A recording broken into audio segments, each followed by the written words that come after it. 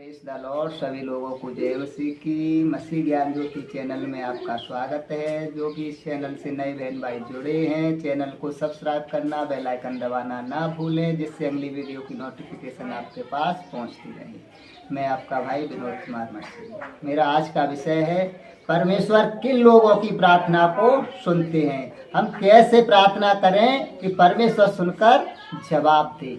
तो आज इसके विषय में पवित्र शास्त्र बाइबल के वचनों के द्वारा हम देखेंगे, सीखेंगे। तो आइए हम निकालेंगे मत्ती 21 का 22 और इसमें लिखा है, और जो कुछ तुम प्रार्थना में विश्वास से मांगोगे वह सब तुमको मिलेगा।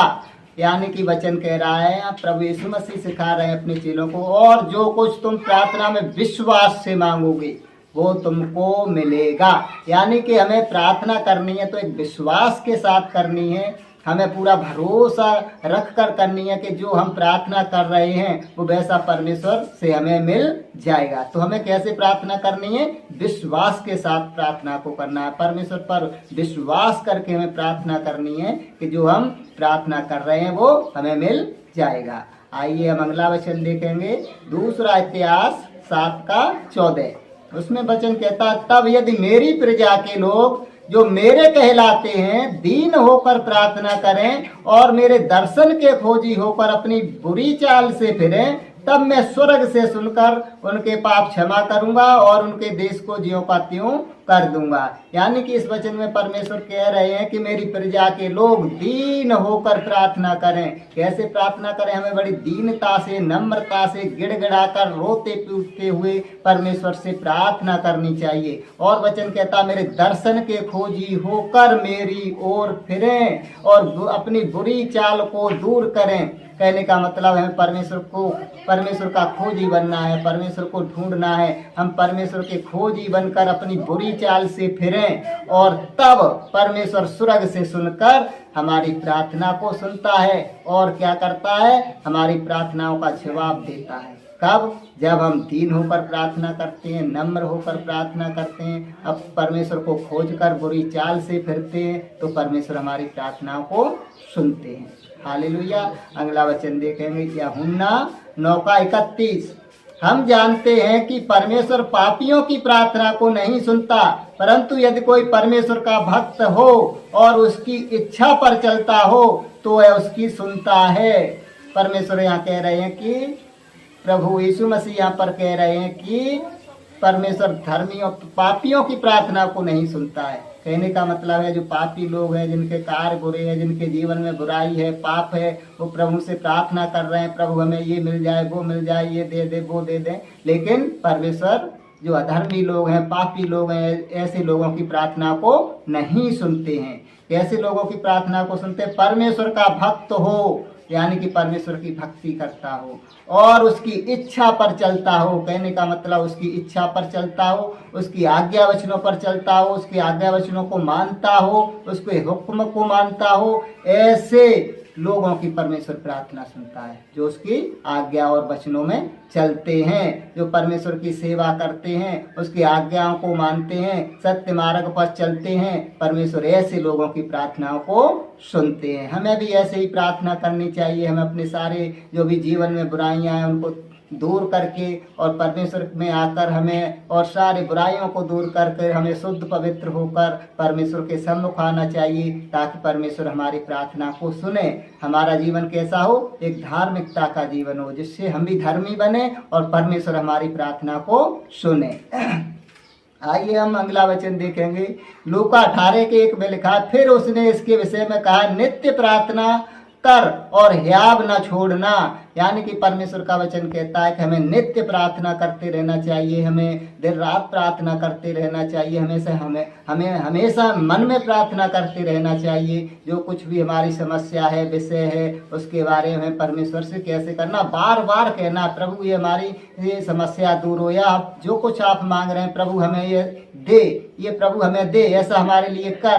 तो हमें बार बार प्रार्थना करनी चाहिए, हमें बार बार प्रभु के सम्मुख जाना चाहिए प्रार्थना के द्वारा। जब हम बार बार ऐसा करेंगे तो प्रभु हमारी प्रार्थना को सुनेंगे। इसी में लूका 18:1 से फिर आगे पढ़ते हैं, तो एक अधर्मी न्यायाधीश था और एक विधवा थी। तो अधर्मी न्यायाधीश, वो तो अधर्मी था, परमेश्वर क्या उसका डर भय नहीं मानता था, ना लोगों की परवाह करता था। लेकिन एक जो विधवा थी वो उसके पास बार बार जाती थी कि न्यायाधीश के पास जाती थी कि मेरा न्याय चुका, और वो उसकी नहीं सुनता था। लेकिन वो बार बार जाती थी, बार बार जाती थी। तो उसने एक दिन अपने मन में सोचा कि ये विधवा मेरे पास बार बार आती है, बार बार आती है, और क्यों ना मैं इसका न्याय चुका दूं, ऐसा ना हो कि ये मेरे नाक में दम कर दे। तो उस जो अधर्मी न्यायाधीश था उसने उस विधवा का न्याय चुकाया।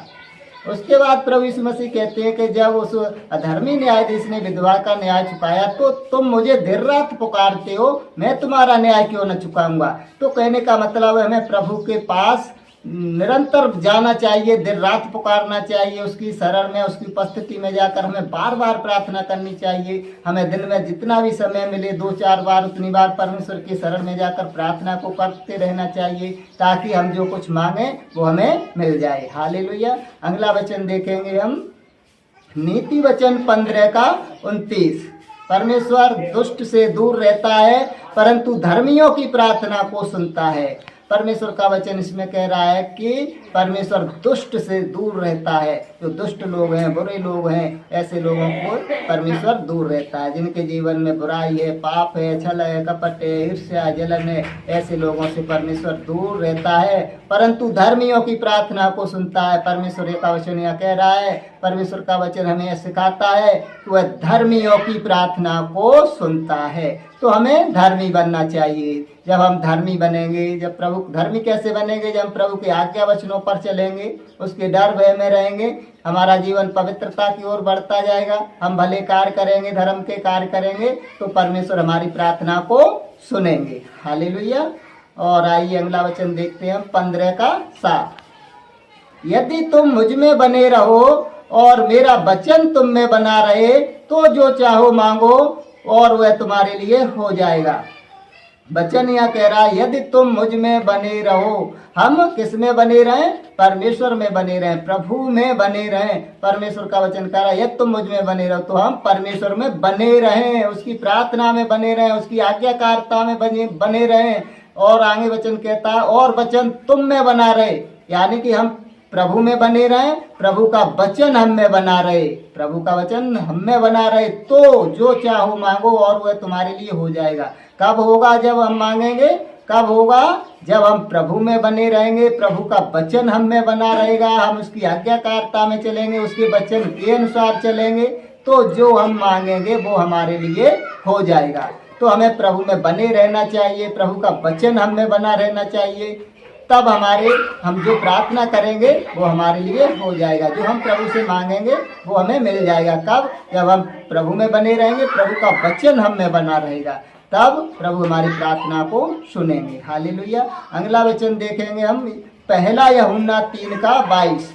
और जो कुछ हम मांगते हैं वह हमें उससे मिलता है क्योंकि हम उसकी आज्ञाओं को मानते हैं। यहाँ प्रभु यीशु मसीह के जो चेले हैं वो कह रहे हैं, और जो कुछ हम मांगते हैं, यानी कि जो कुछ हम परमेश्वर से मांगते हैं वह हमें उससे मिलता है क्योंकि हम उसकी आज्ञाओं को मानते हैं। क्यों मिलता है उन्हें? क्योंकि लिखा है कि हम उनकी आज्ञाओं को मानते हैं। चेलों को क्यों मिलता है? क्योंकि वे परमेश्वर की आज्ञाओं को मानते हैं।